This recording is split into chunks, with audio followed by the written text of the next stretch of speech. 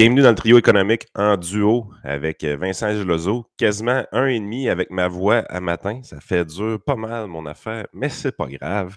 Vincent n'a pas de cheveux, fait que je me console. On parle d'alcool aujourd'hui. C'était gratuit, ça. Il faut.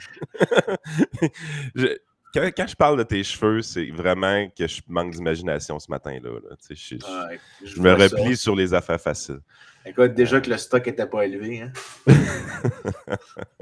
Fait que, bonne année 2023, Vincent, mais merci d'être toujours parmi nous. Ben oui. Écoute, bonne année 2023 à toi aussi, mon cher.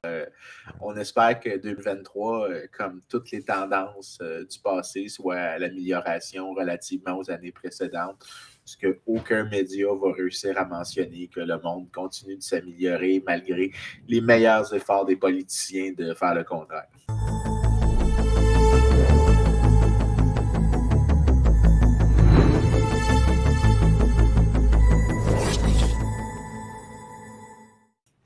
As-tu vu passer, je pense qu'on l'avait partagé sur notre groupe de discussion, le vidéo de Sarkozy, de Macron, de Hollande aussi, qui disent leurs vœux de nouvelle année, un à la suite de l'autre, dans les 15 dernières années. Écoute, Vincent, c'était juste hallucinant. Ça commence à peu près tout de la même façon. Alors, on sait que l'année précédente a été difficile, a été tough, blablabla. Tu sais, full pessimiste sur l'année qui vient de se terminer. Alors, nous souhaitons que l'année prochaine soit remplie de... OK. Mais là, l'année d'après, c'est encore lui qui est président. Puis là, il commande son année de marde qu'il vient d'avoir. Puis il dit, là, l'année prochaine, elle va être vraiment bonne. C'est le temps de tous les changements. Puis là, tu dis, ouais, êtes-vous sérieux? Ils ont comme fait un genre de TikTok avec ça. Je sais que c'est chiant de vous en parler, de ne pas vous le présenter, mais ça me passe par la tête là. Puis je suis là. C'est fascinant, pareil, comment les politiciens construisent leur schéma de pensée politique tout de la même façon à peu près. Avant moi, c'était la catastrophe. Maintenant, ça va être une révolution. Man, vous êtes des révolutionnaires de Cracker Jack. Vous êtes l'enfer. Des révolutionnaires de Cracker Jack. OK, je te donne un point. Là. Ça, c'était imaginatif comme image qui résume un politicien, des politiciens de Cracker Jacks. Moi, en tout cas, Vincent, je te souhaite vraiment une bonne année et je souhaite de finalement setter ta bête avec Yann Rochdy. Un jour, tu vas avoir ton argent. Ça n'arrivera pas. Ça n'arrivera pas. Non, seulement ça, je pense que j'ai plus de fun à lui rappeler que voyons, qu'il me doit ça puis qu'il a choqué. Ça va quasiment être décevant si un jour il te paye. Ouais, ça veut dire que je pourrais plus faire de commentaires. Des dizaines de milliers de bouteilles d'alcool détruites. Tu sais, premièrement, là, tu fais juste là, le titre, puis ça prend un ton solennel, là, on s'entend. Là. C'est-à-dire, comment peut-on détruire des bouteilles d'alcool de cette façon-là, d'une manière aussi indigne? Seulement un monopole public peut faire des choses comme ça. C'est un sacrilège. Je dis ça, puis je me demande si les Russes, dans le temps qu'ils étaient communistes, ils scrapaient de la vodka pour de vrai. Là. Premièrement, non, parce que historiquement, juste une partie d'histoire, historiquement, en Russie, l'État, surtout même dans l'époque tsariste, les tsars avaient établi un monopole sur le vodka. Donc, il y avait un monopole d'État sur la vente d'alcool au détail. Et c'était, si je me souviens, là, je sors ça les chiffres sont vagues dans ma tête, mais moi, je me souviens que j'étais surpris. C'était comme 1/3 des revenus de l'État venait de ce C'est de la vodka? C'était de la vente d'alcool par l'État. Je pourrais retrouver la source, mais moi, je me souviens, j'avais lu ça dans le cours d'histoire économique au bac à l'Université de Montréal. Puis je me disais, c'est probablement une petite erreur dans l'article. Puis j'ai une collègue, Amanda Gregg, à Middlebury College, au Vermont, qui, elle travaille presque exclusivement sur la Russie. Puis à un moment donné, on parlait de ça. Puis elle dit, 1/3? Non, ça pouvait être plus que ça, là. OK. Puis c'était pas 1/3 dans des années où l'État était petit. Là, parce que si l'État fait 1% de l'économie, 1/3, ça veut dire que genre les gens dépensent 0,33% de leurs revenus sur l'alcool. OK, fine. Non, c'était genre à du 5-6%. Là. Fait que là, ça voulait dire que à peu près 5% des dépenses totales dans l'économie, c'était de l'alcool. Hey, pensez-y, là. Vous gagnez, je sais pas moi, 50 000 par année. puis 10 de 50 000, 5 000. Fait que 2500 $ de budget d'alcool dans une année. Là. C'est beaucoup d'alcool. Ouais, c'est beaucoup d'alcool. C'est beaucoup de fun. Puis là, tu sais, je suis pas sûr que la vodka coûtait si cher que ça non plus à cette époque-là. Là. Écoute, non seulement ça, mais c'était probablement en proportion du revenu. C'était de l'économie en général. Mais de l'économie en général, il faut que tu tiennes compte un peu des inégalités pour considérer que la masse des gens qui consommaient de la vodka, c'était les gens plus pauvres, qui avaient des revenus encore plus bas, mais que les gens plus riches, généralement, quand tu analysais, ce que les gens riches de l'époque buvaient, c'était du champagne, des vins français, des brandy, du cognac. J'essaie de t'envoyer une photo, mais si tu descends un peu dans celle-là, parce qu'on veut revenir à notre lien. Aïe, aïe. Sacrilège d'État, ça, mon nom. C'est ça. Fait que là, tu as des photos de la prohibition. Juste pour setter la conversation qu'on a, là, la première photo, c'est des fonctionnaires qui pitchent l'alcool en dehors d'une fenêtre, qui vident des barils comme ça dans la rue. La troisième photo, c'est un fonctionnaire qui... Il y a juste un fonctionnaire qui peut faire ça, là. Oui, effectivement, ça, c'est pour la prohibition américaine. Puis si tu checkes la troisième, la quatrième, la cinquième photo, tu vois des destructions de barils qui sont faits par... fait que, juste pour mettre sur la table que la SAQ, ce qu'ils ont décidé de faire, c'est parce que la raison qui se passe, là, de ce que... Là, écoute, moi, j'ai appris des choses sur la réglementation qu'il y avait au Québec, puis c'est encore plus ridicule. Tu sais, la phrase de, je pense que c'est Bismarck ou Churchill qui disait ça, les saucisses puis les lois, c'est identique dans le sens que dès que tu vois comment c'est fait, tu vois les détails, tu n'es plus du tout intéressé par ni l'un ni l'autre. Tu les as toutes vues, tu ne veux rien savoir. Mais pendant la prohibition, mais ici au Québec, ce qui se passe, c'est que, en gros, si l'alcool est mal timbré, ça veut dire que le restaurant a mal identifié l'alcool ou il n'a pas payé quelque chose à la SAQ, ou ils vont le saisir. Puis, mettons, on peut dire, OK, la loi dit qu'il faut que tu passes par le monopole. Je ne vois pas de raison pour ça, mais mettons que tu dis qu'il faut que tu passes par le monopole puis tu n'as pas passé. Bien, la SAQ décide de saisir l'alcool, mais au lieu de faire des ventes à l'encan, où est-ce que tu vends le truc genre au plus bas prix, on décide de le détruire. Honnêtement, j'ai jamais vu des choses comme ça. Ça, là, c'est vraiment... Ils ont pêché. Si, je suis en train de faire des signaux de baseball, tabarnak. Non, je suis vraiment arrivé... non, mais as-tu vu l'habitude, pareil? Je voulais faire, au nom du Père du Saint-Esprit, j'ai commencé à faire des signaux de baseball. Comme quand je coach l'été. On voit c'est quoi ma religion. Barry Bonds, and Barry Bonds is the priest. Je t'ai jamais vu, note à part, je t'ai jamais vu sur un field de baseball. Je sais que tu es un fan comme moi, là, mais je pense qu'on n'a jamais été à une game ensemble. Si tu viens à DC, il va falloir que je t'amène voir les Nationals. Je pense qu'on va faire ça. Puis écoute, hot dogs and beers and baseball. The American on va mettre way. ça dans les plans, man. On va mettre ça dans les plans, c'est sûr. The American way. Mais pour vrai, écoute, pense-le comme ça. Si toi, tu étais mettons, là, on va parler, on a des entrepreneurs dans les gens qui nous écoutent. Si vous avez une business puis que vous vous retrouvez avec un produit à perte, à moins que ça vous coûte plus cher d'organiser un encan qu'autre chose, vous faites un fire sale, right? Vous essayez de récupérer toutes vos pertes. Puis vous essayez de liquider tout ça. Juste, même si c'est 5 cents sur le dollar ou 10 cents sur le dollar, mais ça se peut pas que il faut vraiment que tu sois absolument... Puis ça, c'est vraiment le problème d'une fonction publique. Il faut vraiment que tu n'aies aucune motivation de profit. Non, c'est parce que c'est juste une bureaucratie n'a pas les mêmes incitations. Ce que tu maximises, ce n'est pas les profits. C'est le prestige, c'est la taille relativement aux autres fonctionnaires de ton administration. C'est ton prestige dans l'administration publique. C'est la taille de ton budget, le nombre de tes employés. La femme fait pas ça les profits. Tu sais, des produits cosmétiques qui sont démodés ou retirés par les fabricants, des choses comme ça. Puis là, ils ne veulent plus que tu les vendes. Elle accumule ça toute l'année dans des bacs. Là. Là, arrive l'été, puis là, ils font la vente trottoir qu'ils appellent. Ils mettent de la musique, des hot dogs, tout ça. Ils vendent les hot dogs 50 cents. Puis là, tout le monde vient de magasiner. Puis Christy, c'est vraiment populaire. Ça me surprend. À toutes les fois que je passe là, parce que c'est rendu que mes enfants, ils vont travailler là à tous les étés, à cette fire sale-là, parce que c'est les maîtres du Sharpie. Parce que tout ce qu'ils vendent, ils vont barrer les codes barres. Puis ça, c'est vraiment important parce qu'au début, elle ne faisait pas ça. Fait que le monde venait dans le Fire Sale acheter des Cutex, des patentes, puis il faisait le plein, puis c'était comme 90-95% de rabais. C'est l'enfer. Puis ils revenaient le lundi matin pour se faire échanger le produit en disant que finalement, je ne l'aime pas. Mais ils se faisaient échanger ça au vrai prix à la caisse. Genre, il avait payé 1$, il recevait 20$ d'échange. Fait que là, à cette heure, elle barre les codes barres. Elle dit, elle s'est fait pincer une fois, ça va être correct. Là. Christy, il y a du monde qui sont croches dans la vie.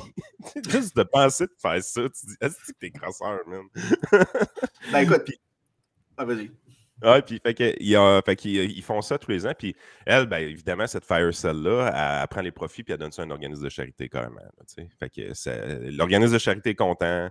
Ça fait un gros événement pour le village. Les gens ils achètent du stock vraiment pas cher qu'ils ne pourraient pas se procurer à ce prix-là normalement. Fait que, c'est quand même cool. Oui, mais l'affaire, c'est que ta blonde a fait le Fire Sale, puis c'est pas facile à organiser. Elle doit dépenser quand même une partie de temps. Parce que c'est pas comme s'il y avait une entreprise de la revente de médicaments. De Cutex. Des médicaments, d'équipements. Ah, ben c'est plus du Cutex, des bonnes nylons que des médicaments. Ouais, non, mais j'allais dire, parce que mon cerveau, j'ai mélangé des câbles ensemble, de produits d'hygiène personnelle, c'est ça que j'essayais de dire.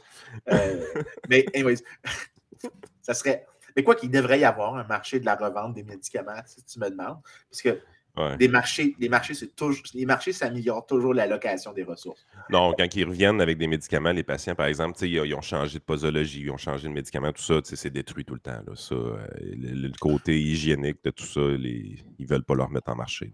Oui, mais, parenthèse, si tu m'offres le médicament à rabais massivement, je sais que tu vas le prendre.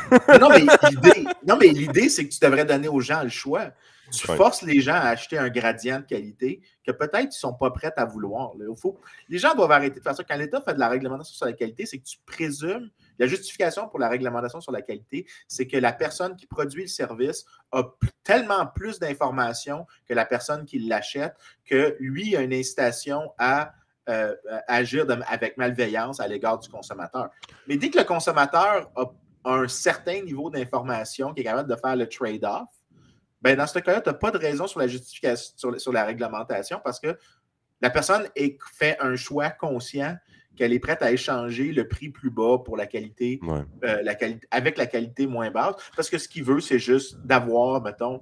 Puis on le fait à l'épicerie, by the way. Hein, tu achètes des fois... Ouais, c'est juste que, tu sais, moi, je m'imagine juste la personne qui prend ses pilules, elle ouvre son cap, elle le met dans sa main, elle leur met les pilules dedans, elle dit finalement, j'ai plus besoin, elle ramène à la pharmacie. Le gars, ça fait 2 ans et demi que c'est pas lavé les mains. C'est peut-être ça le manque d'information que le patient pourrait avoir. Écoute, peut-être que j'ai tort, mais l'idée, c'est qu'il faut que tu me donnes... Si tu veux t'es dégueulasse, j'achèterai jamais des médicaments de quelqu'un d'autre. L'idée, c'est pas ça. L'idée, c'est que le critère d'évaluation de la réglementation reste le même. Si ça passe, ce critère-là, moi, j'ai pas de problème avec... Je dépasse certaines réglementations, mais ça, c'est le critère d'évaluation. Ça l'existerait, puis je te connais depuis longtemps, ça l'existerait... Je suis persuadé que tu achèterais tes médicaments à 50-60% de rabais si on passait dans les mains de quelqu'un d'autre. J'en suis persuadé.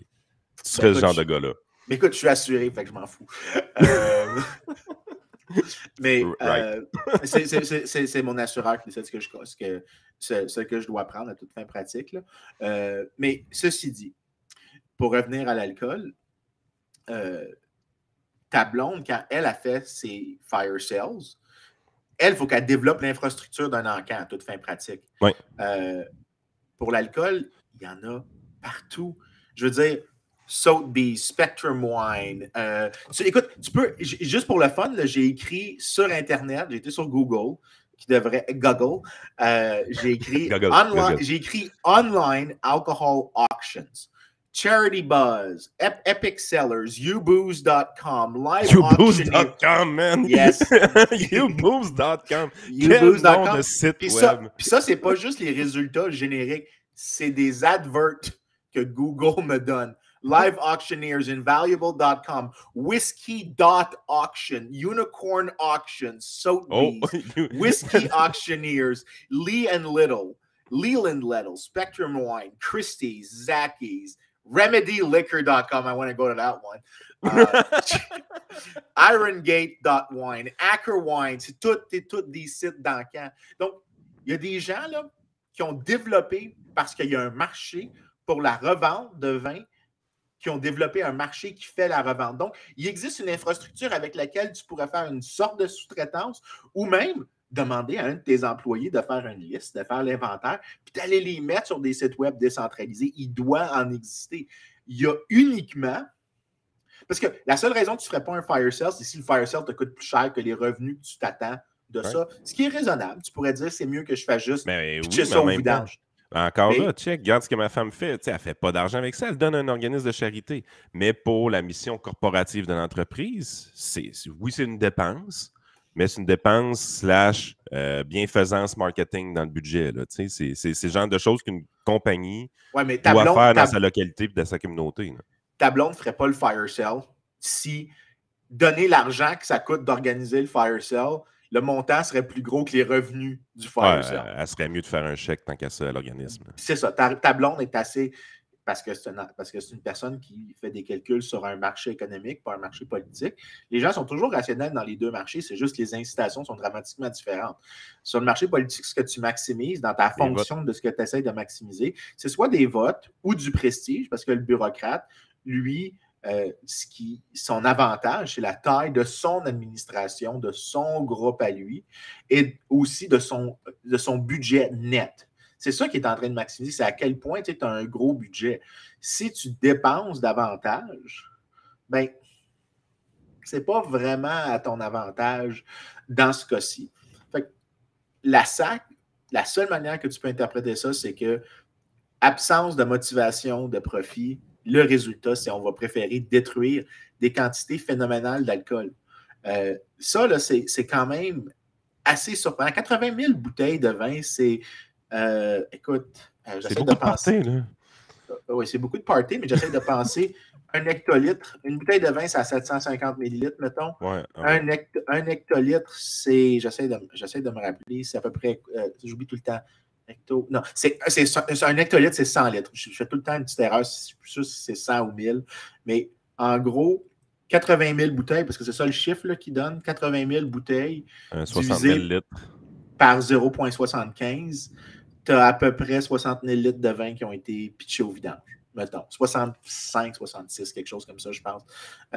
65 000 litres de vin. En fait, fois 0,75, c'est quand même... T'es-tu sérieux? T'es-tu sérieux, là? C'est ça que tu veux? What? Un produit non périssable? Je suis pas capable de comprendre le... Excuse-moi, pas 60 000. 6 000, 7 à 8 000 litres de vin. On a fait un ordre de magnitude d'erreur. Parce que c'est une bouteille, il faut à peu près 100 bouteilles pour faire un hectolitre. Un petit peu plus que 100 bouteilles. Tu as 80 000 bouteilles. C'est à peu près 6 à 7 000 litres d'alcool que tu dois pitcher au vidange. Non, c'est 60 000 litres d'alcool, mais là, c'est parce que tu as rentré tes hectolitres là-dedans. Ouais, je suis en train de faire une erreur. Je suis en train de faire une erreur de ratio. Je suis un peu comme l'Iris, là. C'est juste qu'eux, ils le publient. Moi, je le fais live on the spot. Ça arrive à tout le monde, mais... Ils le publient. T'es méchant, matin. J'aime ça. Non, mais je suis pas très... Pour 2023, j'ai décidé que, bon... En fait, d'être moins généreux. D'être moins généreux, ça, c'est parce que hier, tu as vu la trolley de commentaires insultants que j'ai reçus pour mon texte dans Le Devoir. J'ai décidé que ma générosité était largement trop surproduite. Ce qui veut dire que comme il y a une offre excédentaire, il y a des gens qui pensent que le prix de m'insulter devrait être plus bas. Fait que j'ai décidé que j'allais réduire l'offre un petit peu, faire monter le prix. En faisant monter le prix, je vais leur faire payer de m'insulter. Donc, pas beaucoup, là, juste un petit effort. Là. Mais anyways, sérieusement, là, l'affaire de cette quantité-là qui est pitchée au vidange, je comprends pas. Je comprends pas. 6 000 hectolitres, 60 000 litres, je veux dire, c'est gigantesque là, la quantité qui est pitchée au vidange. Écoute, je suis en train de lire un livre sur le socialisme, bien basique. Ce n'est pas une lecture que je vais recommander à personne parce que je trouve le livre quand même assez moyen. The Politically Incorrect Guide to Socialism. Fait qu'il y a une photo de Kevin Marx. Williamson. Kevin Williamson. Ouais, exact. T'es une machine, man. Ouais, Je Williamson. connais Kevin, c'est un ami. Pour vrai? Ouais. Le livre est bien fait, il est bien structuré, mais c'est peut-être parce que je n'ai trop lu un peu de ce genre-là. En tout cas, il m'allume à moitié, je te dirais. Fait que j'ai de la misère à le recommander au monde. Mais il décolle le livre sur des exemples de gaspillage de l'État qui fait des monopoles publics. Il va parler du lait, par exemple. Il va parler des oranges de Californie. À un moment donné, il est arrivé une passe là, avec le gouvernement, puis ils ont détruit des quantités phénoménales du tonnage d'oranges comme c'était pas possible. Venezuela, toutes sortes d'affaires. Là, je pense l'exemple du lait du Venezuela. Puis, en tout cas, où ce que je suis rendu dans le livre, c'est ben, pas sa thèse, mais il dit le socialisme a toujours été un échec, puis on s'est tout le temps fait dire ouais, mais c'était pas la bonne sorte de socialisme. Mais il dit, lui, ce qu'il fait, c'est qu'il dit je vais prendre plein de secteurs de l'économie, puis je vais vous montrer que dans plein de secteurs de l'économie, on a appliqué du socialisme dans ces secteurs-là, même aux États-Unis, même au Canada, même en Europe. Puis il n'y a pas un exemple où ça marche. Pas compliqué. Quand tu appliques le socialisme dans un secteur de l'économie, ça ne marche pas. Fait que arrêtez de me dire que le socialisme va finir par marcher un jour. Ça ne marchera jamais. Fait que je suis en train de dire ça. C'est pas mauvais, là, mais c'est un genre de 3 étoiles. Mais ça ressemble à ça, là, parce que à toute fin pratique, là, les gens, OK, là, c'est là que tu aurais des ce qu'on pourrait appeler en anglais des fly fuckers ou splitting cock hair splitters, des gens qui se spécialisent dans faire des nuances qui n'ont pas vraiment une grande pertinence. Mais en gros, le socialisme, c'est que tu nationalises la vaste majorité de l'économie. L'économie au complet. Et tu le mets dans les mains de l'État. Bon, OK. Tu n'es pas obligé de le faire au complet pour que ce soit du socialisme. Tu peux socialiser la production d'un secteur.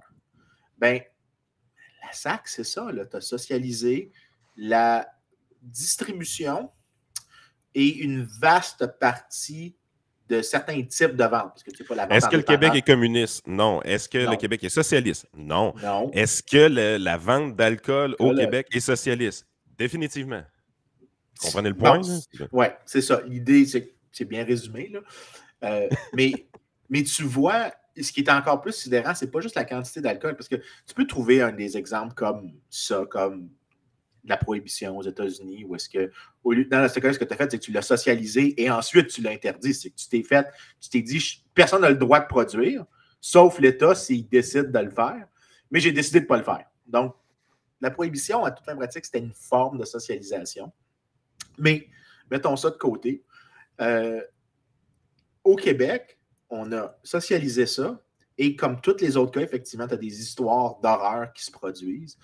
Mais ce qui est encore plus sidérant dans l'article, c'était une des autres raisons, parce que celle de l'État qui décide de dire tu ne m'as pas payé, fait que je vais saisir ton alcool, je suis comme fine. Je veux dire, il y a la loi est là. C'est ton monopole. Tu sais, je veux dire, c'est dans la logique des choses. La partie qui est vraiment étrange, c'est qu'il y a une règle, que si tu es un importateur privé, puis là, c'est important de comprendre qu'au Québec, un des secteurs dans lequel il y a un certain degré de concurrence, c'est pour les vins que tu fais par importation privée. Et l'importation privée, il faut que tu passes par la SAC, mais tu as le droit de choisir tes produits, tu as un droit de trouver tes clients. Donc, tu as le droit de faire, tu as des droits avec certains regards de la SAQ, mais tu as une certaine liberté. C'est plus libre qu'ailleurs, disons. Oui, je pense pas que je considérerais pas ça très, très libre. Là. Le marché de l'importation privée, pour vrai, c'est un marché de niche pour quelques personnes qui ne veulent pas dealer avec le monopole et qui aiment acheter en gros. Puis c'est probablement, en fait, la raison que ce marché-là, il est très petit en passant, c'est que la SAQ au Québec charge beaucoup plus cher. Si on compare les différences de prix, by the way, je l'avais fait entre les États-Unis et le Canada avec le New Hampshire. Les produits qui sont consommés par les gens.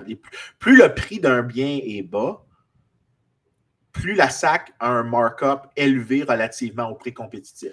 Ben, je pense qu'on l'a déjà dit, la SAQ, les produits de luxe, c'est pas mal le prix du marché. Sont assez compétitifs, exactement. C'est la bouteille à 12$ qui n'a pas rapport. C'est ça. C'est carrément ça. C'est ça. Des bouteilles à 12$.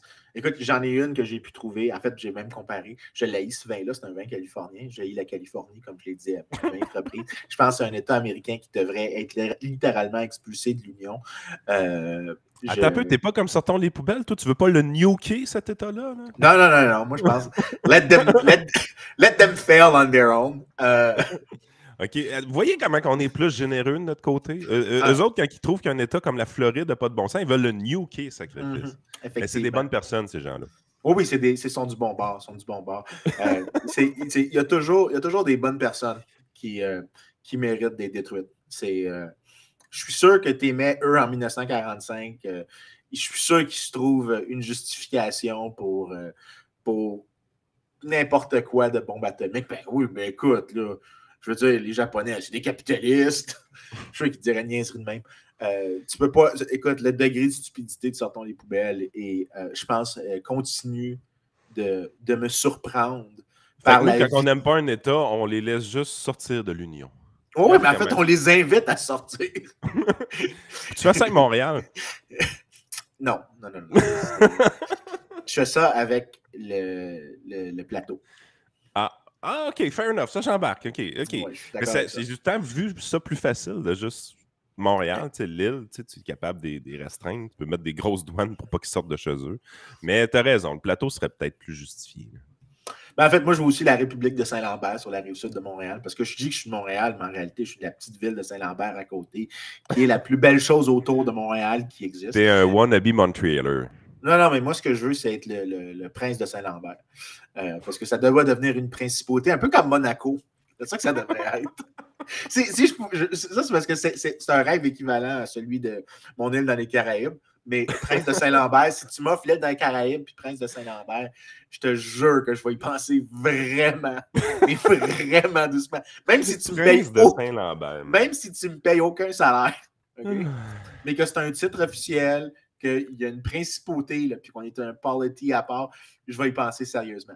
Mais pour revenir à l'alcool, le marché qui existe, c'est vraiment un marché de niche pour des gens. Pour les importateurs privés, c'est un marché de niche pour les consommateurs généralement les plus riches.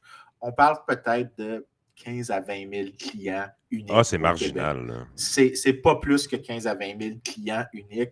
Puis probablement parmi ces 15 à 20 000-là, il y a un 2 à 3 000 qui sont des acheteurs hautement fréquents. Donc, puis des restaurateurs carrément.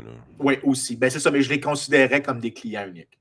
Moi, le chiffre que j'ai eu d'un importateur privé, c'est à peu près 20 000 personnes au Québec, pas plus, qui font affaire directement avec, donc qui ont contact avec des importateurs privés et que tu as vraiment une petite fraction de ces importateurs privés, de ces clients-là qui vendent à gros volume. Puis t'en as d'autres des fois. J'ai visité un vignoble, dans le fond, en Californie, dans le temps. Puis, tu sais, la vallée de Napa, c'est quelque chose à faire une fois dans sa vie. C'est quand même assez trippant, même si ça n'a pas été super hot. Ma femme, en tout cas, on s'était... Tu rentres dans une épicerie, puis tu payes le gros snack, tu vas chercher des saucissons, du fromage, bouteilles de vin, 2-3 bouteilles de vin, tu sais, mais pour les goûter. Puis là, tu t'arrêtes dans une table de pique-nique. On trouve un coin, un genre de camping de vétérans militaires, puis il y avait des tables de pique-nique. On s'en va là, puis tu mets la table, là, tu fais le gros pique-nique. On s'est fait voler notre lunch par des abeilles, mon homme. C'était hallucinant. Tout ce qu'on a mis, l'alcool, probablement, elle a attiré, tout ça. La table, en dedans de 5 minutes, elle est devenue infestée d'abeilles. On ne pouvait plus prendre notre stock. Je veux dire, c'était quasiment dangereux. Là. Fait que, on a abandonné ça. Là. On est allé visiter un autre vignoble un peu plus loin. Belle visite de vignoble. Tu sais, c'est très commercial. Là. C'était un des gros qui a à l'entrée de la vallée de Napa. J'ai oublié le nom, mais c'est pas grave. Là. C'est vraiment un des plus gros vignobles qu'il y a dans ce coin-là. Belle visite. Super le fun. Là, tu arrives à la fin. Puis ils disent, OK, ben voici les bouteilles que vous pouvez acheter, nanana. Puis là, il regarde ma blonde. I know that you are Canadian. It would be tougher for you if you want them. You have to ship them, and bla, bla, bla. Puis, parce qu'on ne pouvait pas les remettre dans nos valises, des affaires de même. Il dit, peut-être en prendre une, 2, mais vous pouvez pas. Vous êtes limité en quantité d'alcool que vous pouvez ramener. Tu voyais les Américains, mon gars, qui arrivaient cling, cling, cling, hey, ça va être bon, ça va être bon, ça va être bon. Les Européens, ah ouais, ça va être bon, ça va être bon, ça va être bon. Nous autres, les petits Canadiens, on est là, on va prendre une bouteille, peut-être la mettre dans les valises en revenant. Écoute, je peux-tu te proposer quelque chose? Finissons le truc sur les importateurs privés, puis tu m'as donné envie de te conter une histoire sur les vins du Texas, de toutes les choses sur Terre qui pourraient exister, les vins du Texas. Je Le gars, t'as savais le pas que ça... pétrole ou. Probablement. Là, c'est du pétrole, de l'argent, puis des guns. Quelque chose comme ça. Là. Parfait, on y va. Je me le note, on revient là-dessus. Mais la règle sur les importateurs privés, c'est qu'il y a une règle vraiment étrange que je ne savais pas qu'il existait avant de lire cet article-là. Si la personne qui fait l'importation privée, parce qu'il faut que tu les fasses storer à la SAQ, tu n'as pas le droit de les storer chez vous apparemment, ou dans ta propre business, fouille-moi pourquoi, c'est probable. Je suis sûr que si je demande une justification rationnelle pour ça, c'est uniquement quelque chose de protéger le monopole. Il n'y a pas de justification de santé publique. Il n'y a pas de justification qu'un économiste jugerait acceptable pour la réglementation. La vie au caribou, le storé, c'est de l'entreposage. Il faut que tu vendes. Si tu ne les vends pas dans les 211 jours, la SAC en devient propriétaire. Donc, ça, c'est la partie qui m'a vraiment... Ils sont crosseurs. mais ça, c'est la partie que je comprends le moins. Parce que si tu sais que tu ne les vends pas pour 211... Si la personne, tu sais que s'ils ne vendent pas en 211 jours, pourquoi 211? Fouille-moi. Tu sais que s'il y en a qui ne vendent pas, tu vas devoir les gérer toi-même. Donc, tu devrais t'attendre à des encans pour commencer. Deuxièmement, de où ça sort ce 211 jours-là? Je m'excuse, j'ai une certaine expertise dans le vin, étant donné le milieu dans lequel j'ai grandi. Ah, je pensais que tu allais parler de ta consommation. Ben, les deux. mais je ne suis pas un grand consommateur de vin. J'ai grandi avec... Mais je suis un consommateur de whisky, de bourbon. En fait, il y avait une joke, un gars qui dit... c'est d'un clip de Reason TV. Il dit « You like dirty water. I call it bourbon. » Dirty water.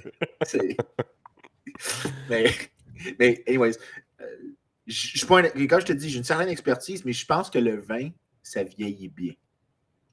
Je suis pas mal sûr qu'il y a quelque chose à propos du processus de laisser un vin vieillir. Il y en a qui vieillissent pas bien, il y en a qui ne sont pas faits pour vieillir.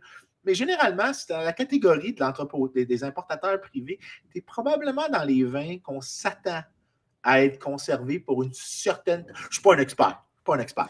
Ta canne de poids dans le garde-manger, après 10 ans, elle ne s'est pas améliorée, elle goûte encore bon.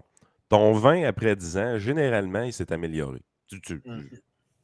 Plus souvent qu'autrement. À moins qu'ils se soient bouchonnés ou quelque chose comme ça. Mais même là, la plupart des vins, leur gradient de prix augmente avec le temps s'ils ont été bien entreposés. Donc, je dis ça de même. Mais cette règle-là, c'est la seule qui m'a sidéré parce que... C'est un canular, cette affaire-là. Ils l'ont pas détruit pour vrai. Ils sont partis avec à la maison. Je suis sûr, en fait, que non.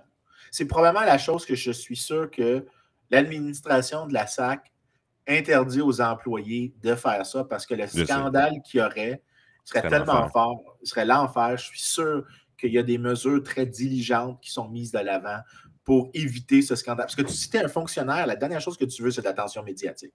Tu veux continuer d'avoir ta petite vie tranquille où est-ce que tu obtiens les rentes du monopole, mais qui sont pas monétisés, qui sont sous des formes indirectes. Un métier beaucoup plus tranquille, tu n'as pas beaucoup de pression compétitive, tu n'as pas besoin de te soucier de la marge de profit. Tu es en train de dire qu'Hydro-Québec devrait mettre dehors le troll qui sert de gestionnaire de communauté sur les réseaux sociaux? Là? Moi, je pense que oui. Honnêtement, premièrement, je veux vraiment pas être plate, là, mais je comprends même pas pourquoi Hydro-Québec fait de la publicité. Tu es un monopole, j'ai pas le choix. J'ai pas besoin. Non, mais ça, c'est la partie que j'ai jamais compris. On n'a pas besoin de... La seule raison, dans la justification en économie pour la publicité, c'est que tu as ce qu'on appelle de la compétition monopolistique. C'est-à-dire que j'ai un monopole sur la production de Pepsi si je suis Pepsi. Right? Il n'y a personne d'autre que moi qui produit du Pepsi. Par contre, Coca-Cola peut changer ma courbe de demande à laquelle je fais face en encourageant des gens à se déplacer vers Coca-Cola. Comment est-ce qu'ils font ça? La publicité. Ils font même clair au monde que ça goûte différent, toi. Si je suis un monopole, mais que j'ai un monopole sur même les produits substituts, fait que c'est pas juste que la SAQ, disons, produisait ses propres vins ou avait ses propres étalages, puis qu'il y avait d'autres firmes qui pouvaient entrer sur le marché, bien, dans ce cas-là, la SAQ aurait justification de faire de la publicité. Ça serait étrange que l'État se donne un pouvoir de production, mais après ça, permette à la concurrence d'arriver. je ne comprendrais pas vraiment la justification derrière ça. Mais là, tu as un monopole sur ça et les substituts proches à ton produit. Tu n'as pas besoin de faire de la publicité. Honnêtement, quand je vois ça, pour moi, c'est du make work. C'est-à-dire qu'on a essayé de trouver quelqu'un auquel on peut donner un peu de précis, puis ça, c'est des rentes de monopole que tu te permets de créer des jobs qui ne sont pas nécessaires. Je te garantis qu'un monopole privé, si on avait donné à la SAQ un monopole privé, c'est-à-dire que c'était une compagnie privée qui existait, puis on avait donné les mêmes pouvoirs, puis c'était un monopole privé, je te garantis qu'ils ne font pas de publicité. Ah, c'est sûr. Ou peut-être qu'ils en font, en fait, peut-être qu'ils en font un petit peu pour changer le type de choses que les gens consomment. Moi, donc, pour certains types de produits, mais je te garantis qu'il y en a une proportion beaucoup plus petite que ce qu'on observe présentement. Moi, je me suis toujours senti agressé par le troll d'Hydro-Québec. Tout le monde est là, ah, il est drôle, il est drôle. Hey, l'École nationale de l'humour, là, Stifie, c'est pas à Hydro-Québec que ça se passe. Je veux dire, si le gars, il est drôle, je m'en sac un peu. Moi, à toutes les fois que je vois ce gars-là troller quelqu'un en ligne, là, qui est sous le couvert de Hydro-Québec, là, ça me fait halluciner parce que moi, ce qui sonne dans ma tête, c'est « Vous êtes un fucking monopole! Sacrez-nous à paix, venez pas rire de nous autres! Venez pas rire de nous autres, vous êtes un asti de monopole! C'est la pire affaire qu'il n'y a pas en économie. Puis vous venez nous troller sur le web. Astifi, je suis pas capable. Moi, ça me sort de la tête. Je sais que je suis peut-être fait un peu différent des autres. Les gens le prennent juste au premier degré puis ils disent « Ah ah ah, c'était drôle le troll. » Mais moi, là, me faire troller par un monopole public, là, si tu veux m'insulter dans la vie, ça, c'est une bonne façon. J'arrive pas à comprendre pourquoi ce gars-là a une job, sacrifice. Je veux dire, va faire des stand-up comiques, là, puis débarque du compte Twitter d'Hydro-Québec, ça n'a pas de maudit bon sens que tu existes. C'est pas que c'est méchant, c'est pas que le gars, je trouve, ça devrait pas exister. Viens pas nous troller, sacrément. Tu nous fourres, tabarnache, trolle-moi pas. Tu sais, à un moment donné, là, il y a trop bien des limites. C'est dit. Je n'ai pas vraiment un grand désaccord avec ton propos. C'est sûr que dans le cas ici, c'est qu'un l'électricité, les gens pourraient dire que c'est un monopole naturel. Je ne suis pas vraiment convaincu de ça, moins dans certaines nuances. Puis que tu aurais quand même avec l'électricité un monopole naturel, mais la SAQ n'est pas un monopole naturel à vente. Je ne suis pas un expert dans l'histoire, mais les gens sont très bons pour vendre et acheter de l'alcool sans qu'il... Écoute, dans la prohibition, le monde faisait de la bagosse. À un moment donné, les gens ils sont capables de s'arranger pour se mettre chaud. Là. Ça n'a jamais été tough de se mettre chaud dans l'histoire de l'humanité. Je pense que le résumé est là. Mais pour revenir encore aux 211 jours, ça, c'est la règle que j'ai. J'ai vraiment aucune compréhension de. Ça fait aucun sens économiquement. C'est vraiment uniquement une manière de la SAQ de réduire la concurrence à vraiment un petit segment. Parce que probablement que s'ils seraient capables de conserver 211 jours, voici ce qui risquerait de se passer.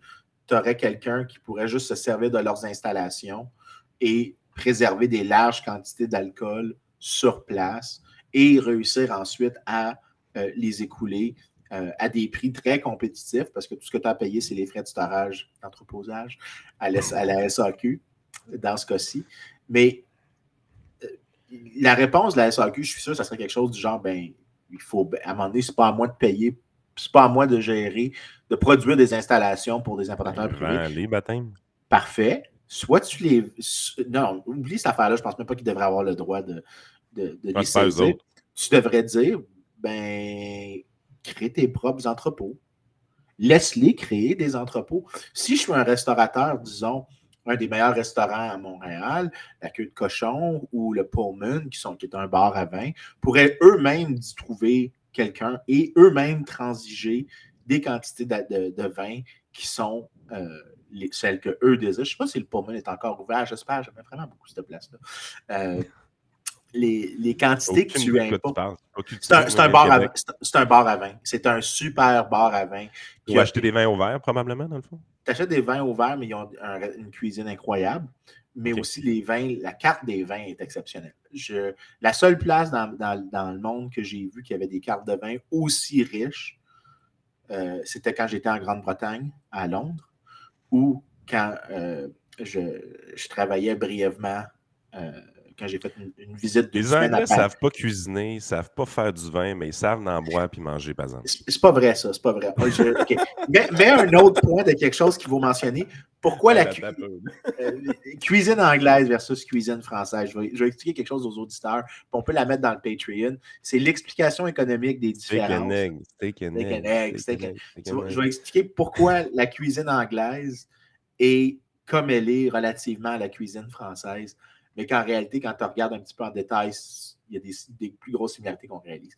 Anyways, c'est un podcast de 3 heures, déjà 2 parenthèses à revenir. Mais on le fait dans le Patreon. On fait ça dans le Patreon. Ouais. Mais le 211 jours, là, cette règle-là, ce que c'est fait, c'est pour réduire la concurrence.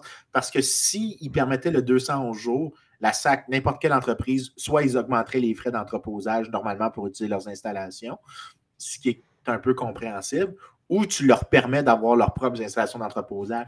Et là, ce que tu fais, c'est que tu crées probablement une brèche assez large pour que quelqu'un développe des installations, se prépare et que lui devienne un joueur qui peut lobbyer contre la continuance de la SAQ, qui devient un pre-player qui, lui, réussit à avoir le marché de l'importation privée, mettons, ou une bonne partie, mais lui a toutes des installations et du capital nécessaire pour lobbyer le monde politique, pour attaquer le monopole de la SAQ puis créer des brèches plus importantes.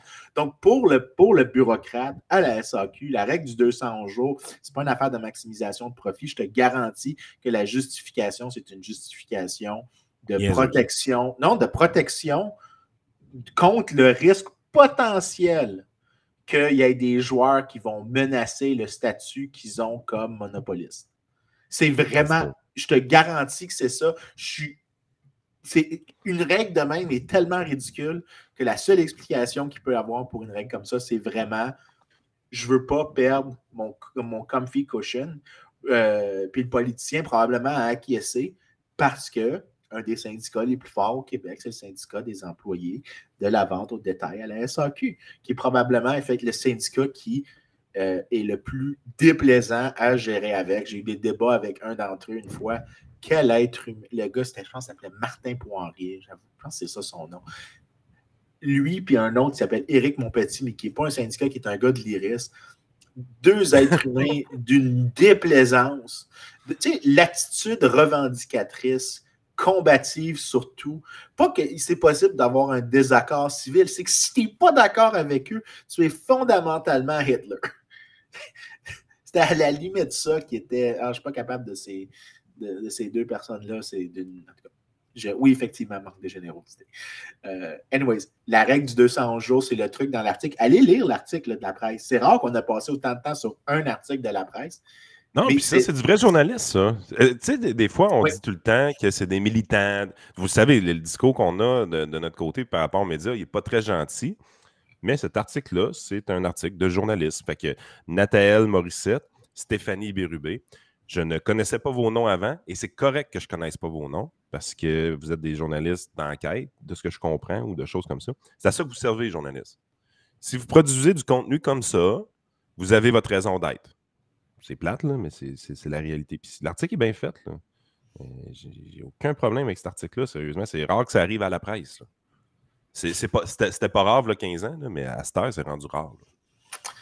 Je ne sais pas si c'était pas rare. En fait, moi, il y a une règle que je commence à développer qui vaut la peine d'être dit. Plus j'apprends des choses sur des sujets sur lesquels je travaille, plus quand je lis des articles grand public sur ça, plus je réalise que de quoi tu parles? Ça fait pas de sens. Puis là, mais je réalise que probablement que la raison qu'on pensait que des fois c'était peut-être meilleur dans le passé, c'est qu'au fur et à mesure que tu vieillis, tu accumules une certaine quantité d'informations.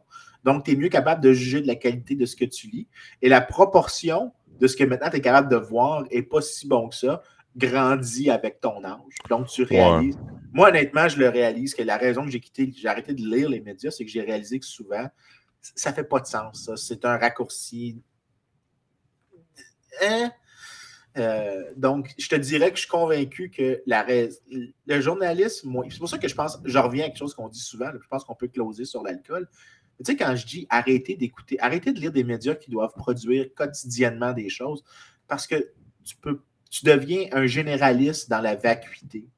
parce que tu ne peux pas maîtriser un sujet, tu ne peux pas le développer en profondeur, alors qu'une conversation de 3 heures entre, par exemple, Joe Rogan Et un expert. Et un expert sur un truc en particulier va te générer tellement plus de connaissances que OK, j'avais pas pensé à ça. Arrêtez de consommer des nouvelles aussi quotidiennes par des gens qui doivent maîtriser tellement de sujets que c'est impossible de demander à un être humain d'avoir une culture générale aussi riche et aussi profonde dans une multitude de sujets. C'est mieux de consommer des trucs intemporels que tu comprends mieux, que tu as des meilleures bases, des podcasts, des revues, des journaux, des livres. Ben, cet article-là est un bon exemple. Ça reste que dans un journal, tu as un article comme ça qui peut être lu à peu près n'importe quand. Oui, mais dans ce cas-ci, c'est qu'avec ce que je mentionne, ce qui se passe, c'est que la taille d'une édition quotidienne d'un journal passe de. Il y a combien de pages dans la presse plus? 60, 70 pages. C'est un bout qu'il n'y a plus de pages. Là. Non, mais dans le sens, si tu regardes le nombre de scrolls. 50 pages, faire, mettons. Mettons 50 à 70. Avec ce qu'on mentionne, peut-être la proportion tombe à 20 à 30. Fait que tu en as moins à présélectionner, tu en as plus qui sont de haut contenu. Oh boy, ben va 4 à 5. Si on pouvait enlever les textes de Patrick Lagacé, on enlèverait au moins une page de trucs impertinents. Là, tu as la moitié des pages, c'est des pubs du gouvernement. Oui, mais en fait, je maintiens que, en passant, on va faire une petite mention pour notre ami Patrick Lagacé. Le texte le plus brillant de l'histoire à propos de Céline Dion, la semaine passée, de Patrick Lagacé, je veux juste qu'on souligne que c'était. Là, je sais que pour les gens qui nous écoutent sur YouTube, ils ne savent pas exactement de quoi qu'on parle. Patrick Lagacé qui est insulté, j'oublie exactement les détails, mais ça faisait ticout. Je pense que c'était le top de la ticounerie. Oh non, Julie Snyder l'a battu. J'ai pas lu et je vais être pas content. Vu? Non, la seule raison que j'ai vu ça, c'est que toi, tu me l'as envoyé. Hey. De Lagacé. Non, mais la Snyder, t'as-tu vu ce qu'elle a fait? Non. Elle est allée devant un bureau du Rolling Stone avec des madames pas contentes. Ils sont allés manifester Calvaise. Céline! Céline! Céline!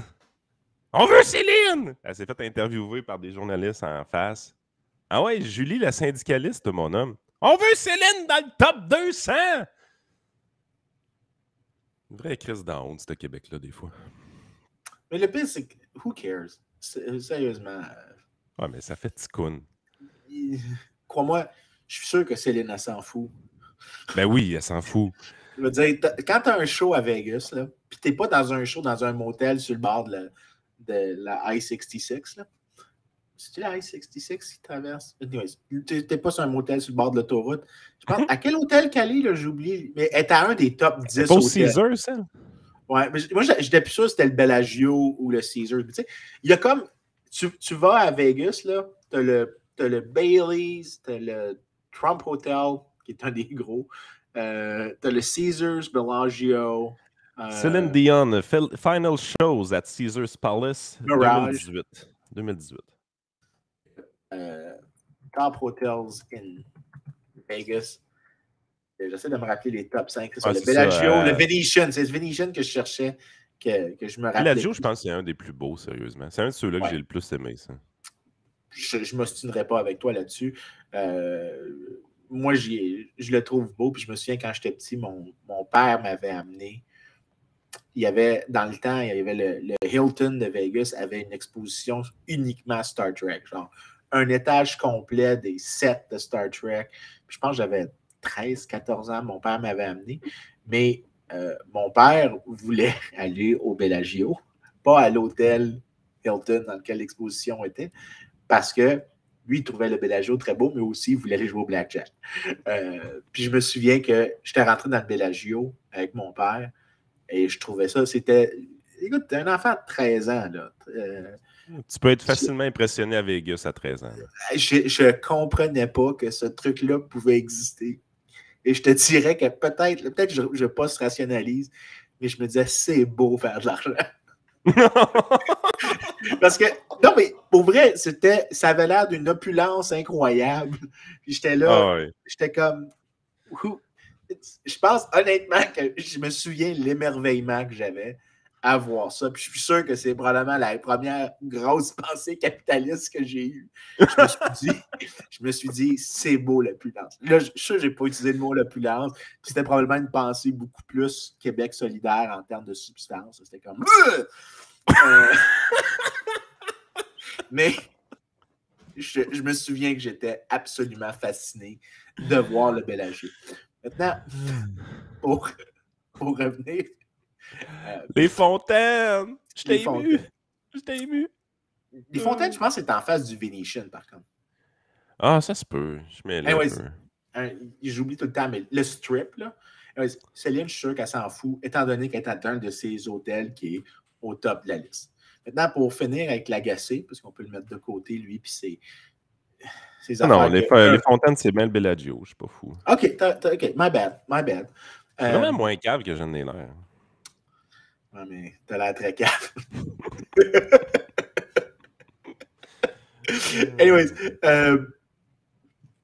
pour revenir à ce qu'on disait, l'idée de réduire ta consommation de médias, tu peux le voir que peut-être l'article qu'on a lu sur l'alcool serait un de ceux qui survivrait à un changement dans la demande qui va vers des sources qui sont beaucoup plus substantives, écrites par des gens qui maîtrisent vraiment leur sujet en très grande profondeur, mais qui n'écrivent pas sur 200 000 autres affaires sur une base annuelle. Ils écrivent vraiment sur 2 ou 3 sujets qu'ils maîtrisent excessivement bien. Et ça, c'est préférable à ce qu'on observe présentement. Ça, c'est normatif à moi. Là. Je ne dis pas que... Peut-être j'ai tort, mais ça serait bien de voir le shift vers des plus petits journaux, franchement. Oui, exactement. Écoute, on va bifurquer vers la partie Patreon à ce moment-ci. C'est un bon moment en plus. Ouais, on a runné le sujet comme il faut, puis même si Frank n'était pas là pour nous discipliner. Non, c'est ça, exactement. C'est rare, ça. Mais dans le fond, aussi, on finit le sujet principal à 51 minutes. On va pouvoir faire un Patreon de 30 minutes. Le problème dans ce podcast-là, c'est Frank, c'est clair dans ma tête. C'est ça, c'est Frank. Puis celui qui parle le moins dans le trio économique, puis c'est lui le problème. Puis quand toi, tu ne seras pas là, je vais dire que c'est toi le problème. Oh, I know that. Casse pas ta tête, mon homme. Casse pas ta tête.